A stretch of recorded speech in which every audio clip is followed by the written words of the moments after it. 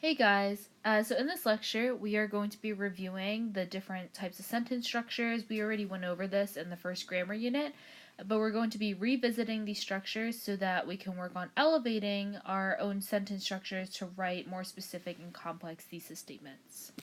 So if you remember, the basic types of sentence structures were simple sentence, compound sentence, complex sentence, and compound complex sentence. And I'm going to show you what each of those sentences look like when you try to put them in a thesis format. So recall that a simple sentence is just one independent clause. So that means you have one subject and one verb, or one subject and two verbs, or two subjects and one verb. So when you put that into thesis format, you get these two examples here. Colors are important to the Great Gatsby. F. Scott Fitzgerald uses colors as symbols in the Great Gatsby. You can see that you really can't say much in a simple sentence structure, and this is why we need to avoid them when we're trying to formulate our thesis statements.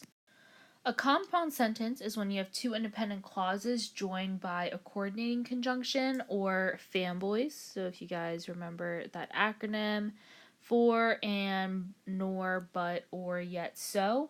And remember, it's the independent clause, and then you have a comma, and then you have the coordinating conjunction, which is one of these fanboys, and then you have the independent clause. So this is the structure of a compound sentence. So an example of this, again, in thesis format would be colors are important to the Great Gatsby, comma, and they convey a theme. Or F. Scott Fitzgerald uses colors as a symbol in the Great Gatsby, comma, and he suggests money cannot buy happiness. If you guys recall, this is actually the format that a lot of you use for your Crucible essay. And that's actually because your Crucible essay prompt and just essay structure was a lot simpler than what I'm asking you to do for the Great Gatsby.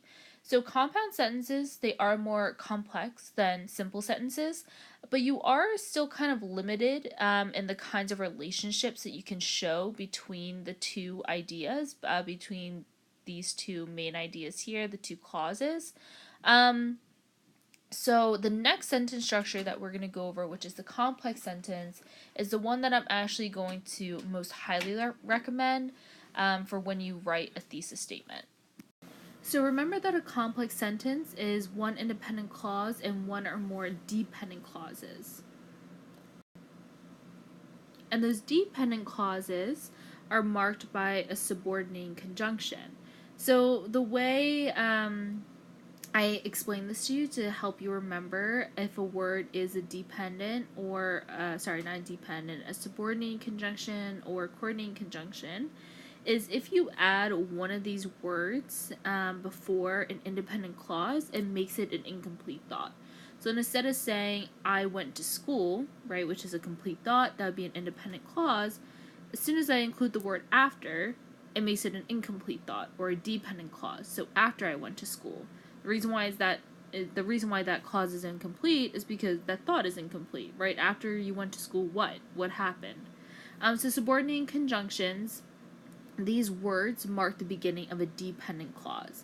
And because a dependent clause is an incomplete thought, it cannot stand on its own, so it needs an independent clause to finish it, to complete it. Review the comma rules that we went over for dependent clauses and subordinating conjunctions. So remember, if a dependent clause comes at the beginning of a sentence, there's a comma after the dependent clause and before the independent clause begins. If the dependent clause comes after the independent clause, there is no comma before these subordinating conjunctions. The other kind of dependent clause, and we went over this when we reviewed Grammar Unit 1, and this slide and the previous one, they are actually pulled directly from Grammar Unit 1. So if you need a refresher, I would find this file on modules. Again, it's just called Grammar Unit 1. I might have to look through the modules a little bit. So another kind of dependent clause is a relative clause, and a relative clause begins with a relative pronoun. And these relative clauses, as stated here, they modify a word, phrase, or idea in the main clause. So, my dog, comma, whose name is Mick, comma, was sick. Right? My dog, whose name is Mick is sick. Yeah, my dog is sick, right? That's an independent clause. Whose name is Mick is a relative clause, which is a type of dependent clause. And a very simple way to see if this is a dependent clause is if the thought is complete or not. Whose name is Mick, right? Not a complete thought. So it's a type of dependent clause, and it's more specifically a relative clause because it begins with a relative pronoun.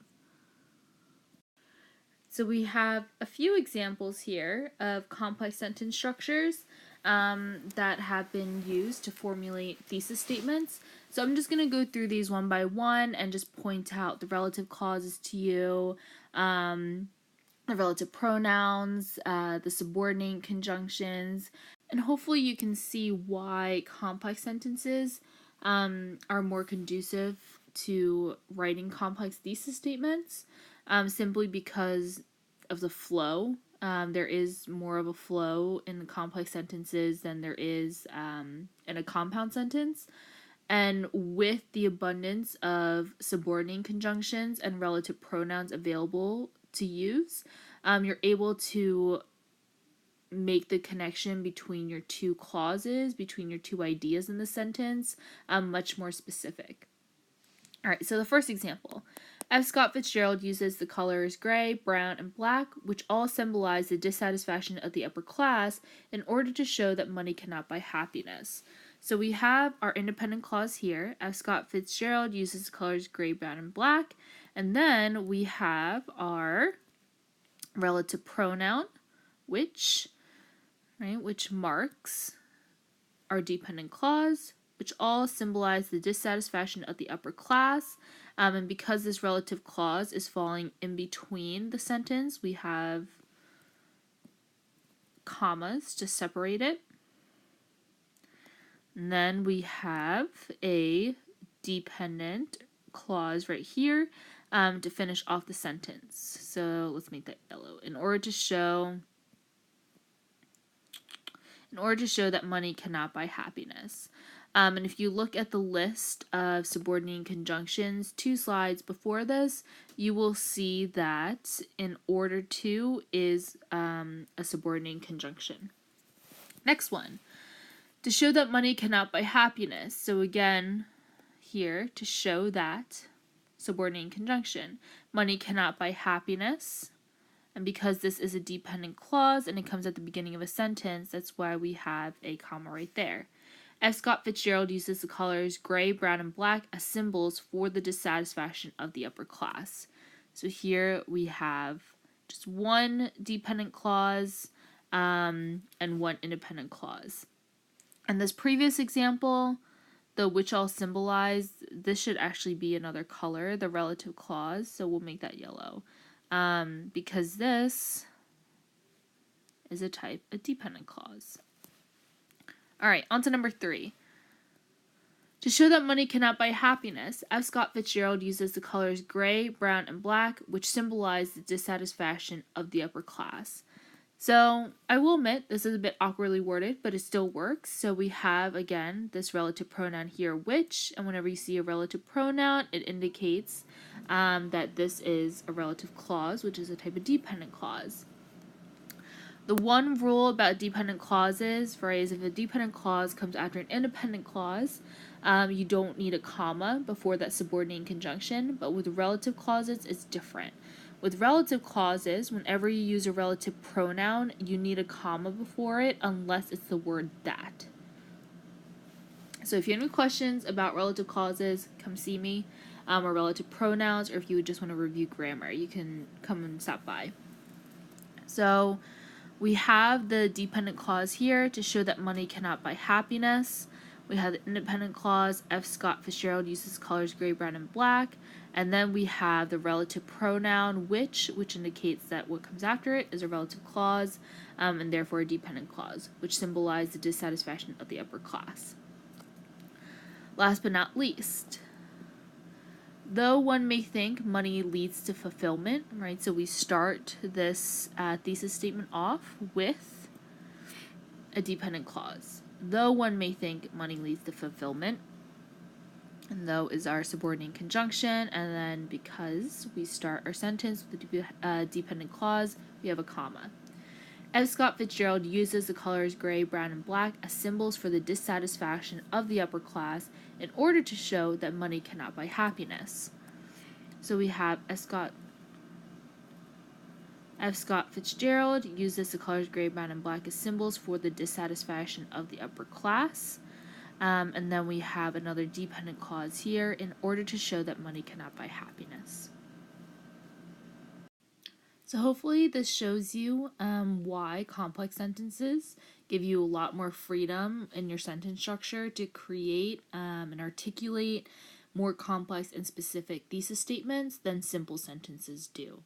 Again, if you have any other questions about this, if you want to review or if you want to work on developing your own thesis statement into a complex sentence, just come and see me. So the final type of sentence structure that we went over was the compound complex sentence. And this sentence is made up of at least 2 independent clauses and then 1 or more dependent clauses. So this is different from a complex sentence because a complex sentence only has 1 independent clause, but a compound complex sentence has 2 independent clauses at least. So an example of this would be, though one may think money leads to fulfillment, F. Scott Fitzgerald uses the colors gray, brown, and black as symbols for the dissatisfaction of the upper class, comma, so he can show that money cannot buy happiness. So I'm gonna do the same thing that I did on the previous slide. Just point out the subordinate conjunction, the dependent clauses to you, as well as the independent clauses. So we have our, let's stick to the same color, we have our subordinate conjunction though, and our dependent clause, though one may think money leads to fulfillment.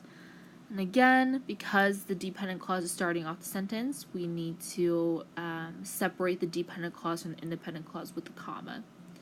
And then we go into our independent clause. F. Scott Fitzgerald uses the colors gray, brown, and black as symbols for the dissatisfaction of the upper class. And then, remember, this is a compound complex sentence, so we need another independent clause. And to combine 2 independent clauses together, we need that comma and coordinating conjunction. So comma so, and then we have our second independent clause. So he can show that money cannot buy happiness. So there are multiple ways to structure sentences, to bring clauses together. You can reorder them and rearrange them, the different clauses, the different parts of your sentence. So it would be good practice for you, and I challenge you to do this, to elevate the sentence structure of your thesis statement, to play around with reordering the different clauses, to move past a simple sentence structure, to break out of the habit to just start every sentence as a simple sentence. I also challenge you to vary the sentence structure throughout your essay and throughout your writing, in addition to your thesis statement. So that concludes this lecture. Again, if you have any questions, if you want to go over anything, if you want to practice with me one-on-one, you can find me in the morning. You can stop by during homeroom or after school. Just remember that if I am not in the classroom, if the classroom door is locked, to come find me in the English office.